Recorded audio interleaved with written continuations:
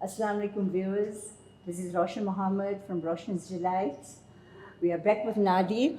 He's here with his former student, who's now a chef, Zaiba. Zaiba, welcome. And I'm going to leave you to the cooking. Jazakallah so much. Thank you, Auntie Roshan. Thank you. Once again, it's always a privilege to work with this group and with a former student, Zaiba, who is now a qualified chef. And she's going to be making us a Turkish flatbread, something that's amazing for Ramadan, whether it's for suhoor or whether it's for iftar.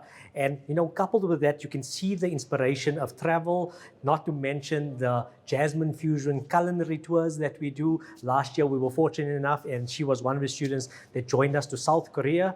And this year, we are going to Morocco and Japan later in the year. So we look forward to sharing more of that information with you guys. But without further ado, I'm going to leave this to Zaiba, and she's going to guide us through the recipe she's going to be making. So Zaiba, we're just looking at the ingredients list here. You're just going to run us through. We've got some water. Is it warm water? Yes. Got some warm water. We've got some oil, and we've got some more oil here. We've got some chili flakes, about 2 tablespoons, but I'd imagine that's discretional on how spicy you want it. We've got, I see two sets of milk. One is hot milk. That's for the dough. Am I correct in saying that? And then we've got another little bit of milk, about 3 tablespoons, together with the egg and the sugar, and that's going to be for the glaze. Am I correct in saying that? And we're going to include ilachi inside. Okay, perfect. So onto the glaze. Then we've got our egg, which we chatted about, some salt, a little bit of extra flour in addition to our flour for the dough. This flour is for dusting and for rolling out your dough. Okay, not so bad, And then we've got some chopped almonds together with whole almonds. We've got some khajur or dates, and we've got some chopped pistachio and the yogurt. The yogurt we are using for the dip, is that correct? Yes. And that obviously together with the parsley. All right, Happy, I'm going to leave it to you. I missed out one ingredient here, the dukkha. The dukkha goes with? The yogurt. It's going to be a yogurt dukkha dip. Oh, fantastic. Can't wait for this. Okay, without further ado, let's go and let's see how this dish is made. Okay, we got 3.5 cups of flour. We're going to add all our dry ingredients, so our 10 grams of yeast. Okay. 10 grams, that's 1 whole packet, correct? Yes. Half a teaspoon of salt. Chili flakes, again, that's discretional, so... And tell me, Zaiba, this, I know you spent some time or you recently went to Turkey. Did you pick this dish up in Turkey, or is this a family recipe? It's a family recipe. It's my grandmother's dish. Okay, so then it has to be good. Yes. when a dish is from the elders and it's passed down generational, it's always amazing. It might not be as good as the elders, but at least we're going to try. I know some of the best dishes I make, my daddy taught me how to make, so. Okay. Okay, we're just whisking that together. The flour we're using is regular baking flour. It doesn't need to be anything special, no Doppio zero fancy, flour, nothing fancy, normal household baking flour. Right, so all the dry ingredients have gone inside. Yep. We add in the oil, about 3 tablespoons. 3 tablespoons of oil. And into that, I'd imagine the other wet ingredients. Yes. The milk has to follow. And Yes. water. So I'm just going to whisk this in first. Okay. Does it get like a breadcrumb-like texture? Yes. Similar to how you would rub flour in dough. Yes. In flour. Butter in flour.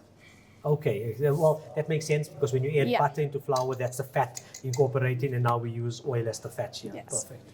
Okay. I'm going to slowly add our warm milk. The milk warm, boiling, what temperature is Just it? above lukewarm. Just above lukewarm, okay. Excellent. And then whisk that together Yes. again. So I know I said we can have this dish for suhoor or for iftar. In your household, what do you have this with? Do you have it as a standalone dish, or do you have it mixed with something else? So we have it iftar time because it is really filling and it's cooling. But you can also use it as a side dish for chicken or lamb. I can imagine having this with lamb. Yeah. Sounds fantastic. Okay. So that's gonna get incorporated, this and out. I suppose now the hard work starts of making the dough itself, right? Excellent. Yeah, so you can do this in a stand mixer. You can do this if you've got one of those beautiful KitchenAids. I'm not advocating for KitchenAid, guys, but if you've got a KitchenAid or one of those with a dough mixer, it does make life a little bit easier, but the love goes in the hands. The way Hadadi made it or Anani made it, definitely I can see that love is there. With regards to the water itself, do you slowly add this in Yes. after the stage? Okay. So the consistency of the dough is discretional Yes. as well. Okay. Okay, I can see it's coming together. So when making dough, obviously we're mixing it together. You're incorporating the air together with the dough and the fat, and that is when gluten forms. So a dough forms obviously when it becomes glutinous and it emulsifies together, and that's obviously what she's doing here. She's forming gluten, as we would say. Okay. I'm going to add the water now. Okay, perfect. So, And once again, this water is lukewarm as well, correct? just above lukewarm. So I think one of the things people always ask is, why do we use lukewarm water? Why do we use cold butter? All of this, remember that baking is a form of a science. It's chemistry. So the addition of the warm water, the addition of the warm milk will affect the final dough. If you have to use cold water or cold milk, it's not gonna activate the yeast inside, so you're not gonna get that nice fluffiness that you're looking for the dough. Just likewise, when you're making any pastry, we use cold butter so that it doesn't melt and the fat doesn't separate from the milk compounds inside the butter itself. Okay, so I see the dough is coming together quite nicely. Yes. In terms of kneading time, plus minus, how long do you need this for? So it does depend on your dough. So I would say this would probably need like another 7 minutes. 7 minutes of Yeah. kneading. Okay, and your proofing time on this is about 20 About minutes? 20 minutes, yeah. 20 minutes. I don't know how you knead with gloves on. I always take off my gloves. I can't knead with gloves on. It's I just find it a bit too sticky. We're on TV, I have to. Fair enough. Fair enough. Okay, I'm just gonna move it to the board now so it's easier. Okay, so you're gonna toss that onto the board. Yeah. Okay. And at what stage do we add any more of this water inside? Yes. I see you've used plus minus about a quarter of the cup, so you're going to use the entire half cup at some point? Yeah. So I just want to knead this in fully on the table, and then you can add if you need more. So I'm just going to make a little hole here. And you're going to add that water in. Add Okay. a little bit in. And I can see the chili flakes is mixing in the dough quite nicely, Yes. so it adds a bit of that spice. Yeah, so I think a good 5 to 7 minutes of kneading. Once again, if you're doing this in a stand mixer, it's going to happen a lot quicker, probably about 2 to 3 minutes. As long as, like I said, the dough has formed, gluten has formed, all those little floury bits have disappeared. That's what you're looking for. Tell me the texture of this dough. How sticky does it have to be? Is it a hard dough, sticky dough?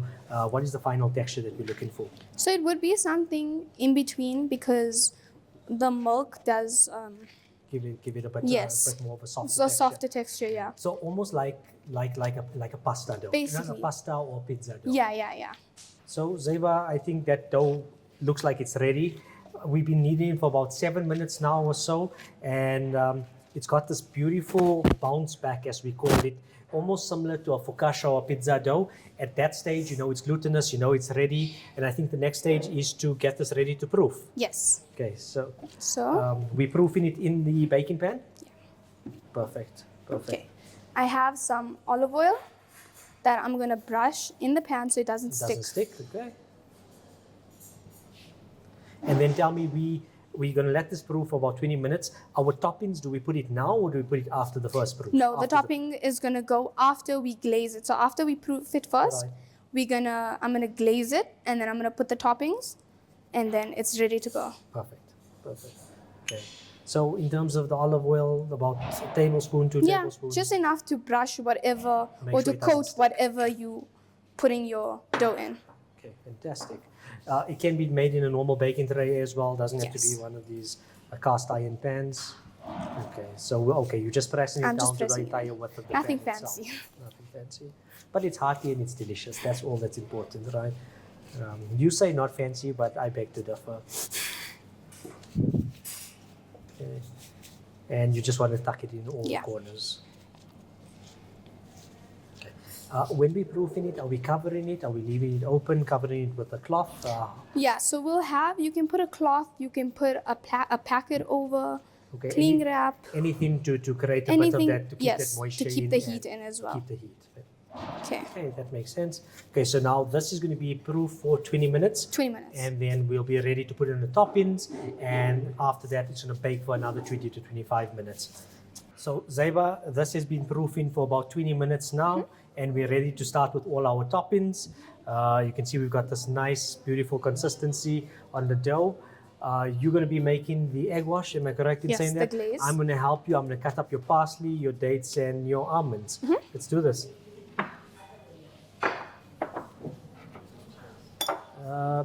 In terms of the almonds that you need, plus minus, what, about 4 or 5? About 4 or 5, yes. Just a little bit, right? Gee. Because we've got the the blanched almonds already. Just remind me there, chef, your egg wash is egg, milk, and salt. And I Egg, think milk, I'm missing something. Sugar and ilachi. Ilachi, not salt.